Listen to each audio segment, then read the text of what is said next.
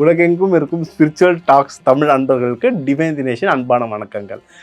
2026 புத்தாண்டு வாழ்த்துக்கள்ங்க. எல்லாருக்கும் இந்த புத்தாண்டு சூப்பராக இருக்க போது. இதில் யார் யாரெல்லாம் ஜாக்பாட் ராசி, யார் யாரெல்லாம் கொஞ்சம் ஜாகிரதையாக இருக்கணும், யார் யாருக்கெல்லாம் பணம் நிறைய வரப்போகுது, யார் யாருக்கெல்லாம் வேலை கிடைக்க போகுது, யார் யாருக்கெல்லாம் திருமண வாழ்க்கை அமைய போகுது, யார் யாருக்கெல்லாம் குழந்தை பாக்கியம் இருக்குது, எந்தெந்த ராசிக்கு என்னென்ன நல்லது நடக்க போகுதுன்றதை நம்ம ஃபஸ்ட்டு மேஷம்லேருந்து மீனம் வரைக்கும் ஃபுல்லாக எல்லாத்தையும் பார்க்க போகிறோம். வாங்க பார்ப்போம்.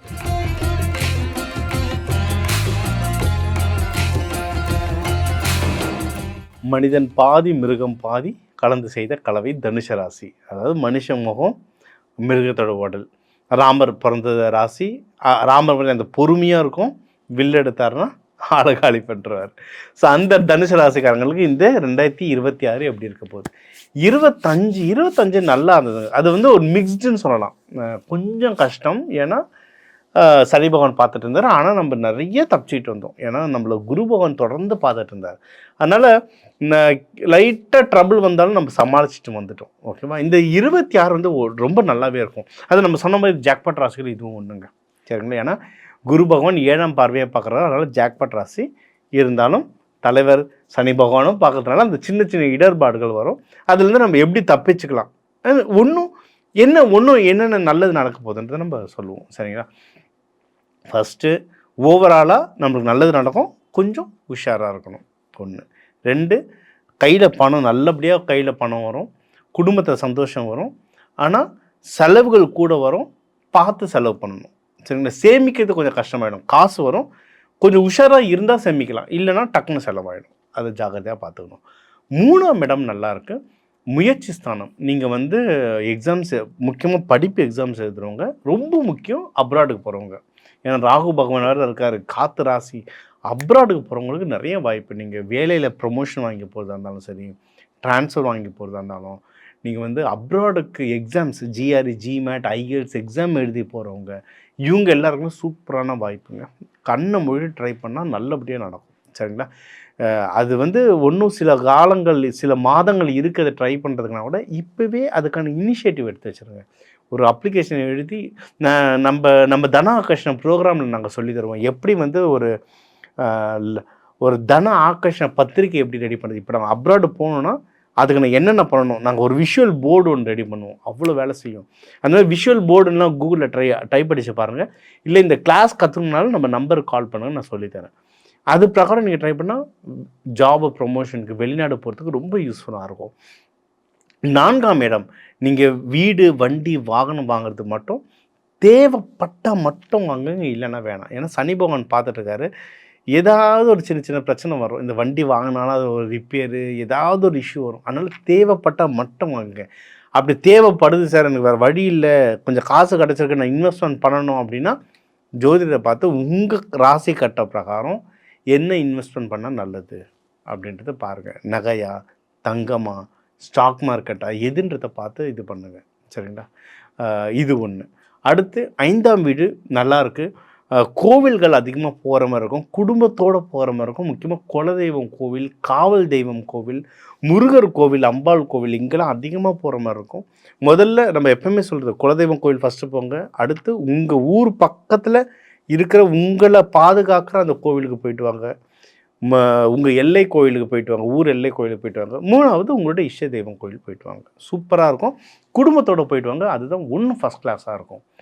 6ஆம் வீடும் நல்லாயிருக்கு. உங்களுடைய எதிரிகள் தொல்லை கம்மியாகும், உடல் உபாதைகள் இது எல்லாமே கம்மியாகும். கொஞ்சம் ஜாகிரதையாக இருக்கணும், ஏன்னா அதையும் சனி பகவான் பார்க்கணுன்னா கொஞ்சம் அலர்ட்டாக இருந்தீங்கன்னா இந்த பிரச்சனைகள் எல்லாமே சரியாயிடுங்க.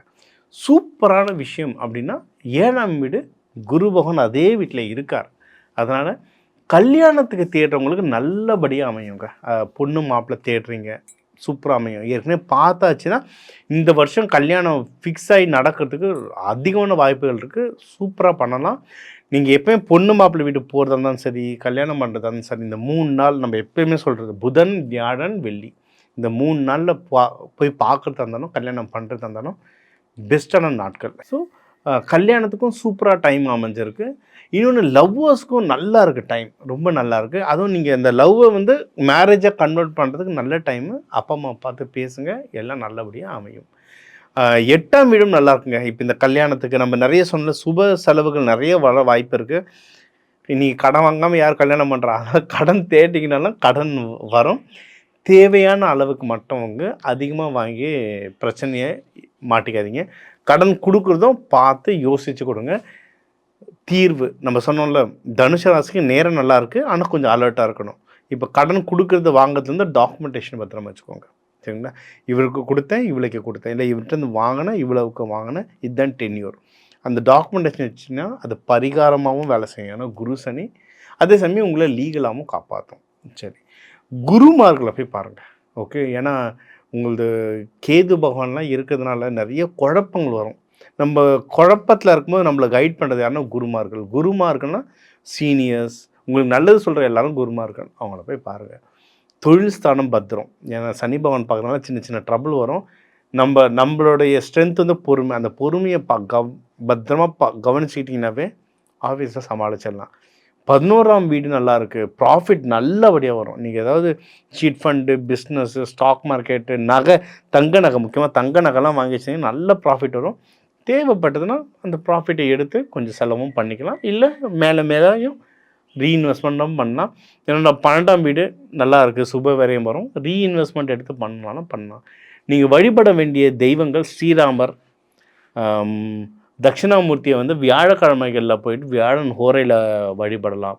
இதுவும் ரொம்ப நல்லது. நீங்கள் மஞ்சள் துணிகள் உடுத்துறது இல்லை ஆண்டவனுக்கு சமர்ப்பிக்கிறது ரொம்ப ரொம்ப நல்லது.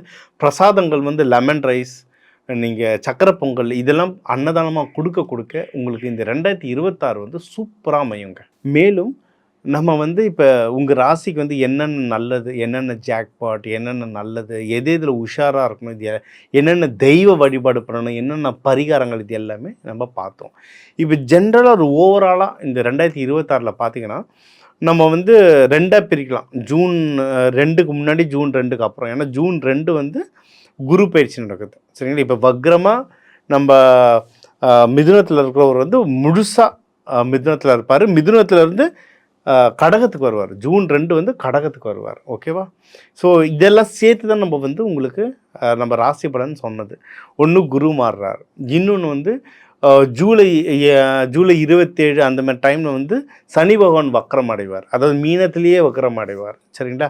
அப்போ இன்னும் கொஞ்சம் பலன்கள்லாம் மாறும். ஸோ அதையும் சேர்த்து தான் உங்களுக்கு பலன் சொல்லியிருக்குது. அடுத்து மேஜராக பார்த்தீங்கன்னா ராகு கேது பார்த்திங்கன்னா ஆல்மோஸ்ட் நவம்பர் 25, 2026 ஆல்மோஸ்ட் அந்த வருஷம் முடிகிற நேரத்துக்கு ஒரு மாதத்துக்கு முன்னாடி தான் மாறுறாரு. அவர் எங்கன்னா நம்ம கும்பத்தில் இருக்க ராகு கீழே இதுக்கு மாறுவார், மகரத்துக்கு மாறுவார். சரிங்களா?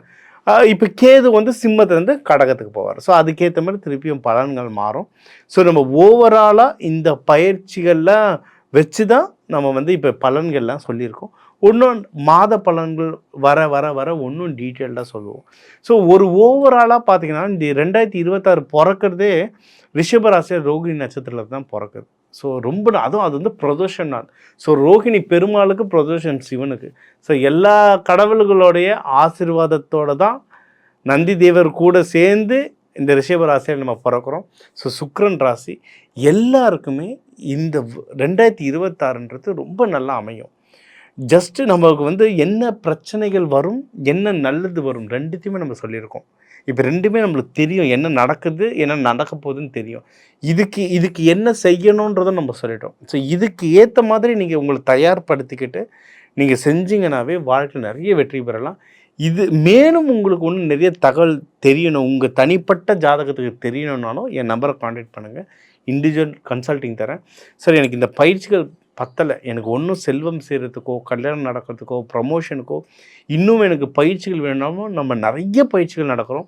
தன ஆகர்ஷண பயிற்சிகள், நவதானிய பயிற்சிகள்னு நிறைய நடத்திட்டுருக்கோம். இப்போ இந்த சேனலுக்கு நான் தேங்க்யூ சொல்லணும், ஸ்பிரிச்சுவல் டாக்ஸ் தமிழுக்கு. ஏன்னா இது மூலயமா நம்ம இப்போ சீக்கிரம் கூடிய விரைவில் மலேசியா மற்றும் இன்னும் பல நாடுகளில் பயிற்சிகள் நடக்கிறோம். ஸோ உலகம்லேருந்து நிறைய கண்ட்ரிலேருந்து இது பார்க்குறீங்க. ஸோ நிறைய கண்ட்ரியில் நம்ம ட்ரைனிங் ப்ரோக்ராம் நடக்க போது நம்ம சேனல்லே அதை பற்றி சொல்லுவோம். ஸோ எல்லாருக்குமே இந்த 2026 ஒரு சூப்பர் நியூ இயராக அமைய டிவைன் தினேஷின் வாழ்த்துக்கள். வாழ்க வையகம், வாழ்க வளமுடன்.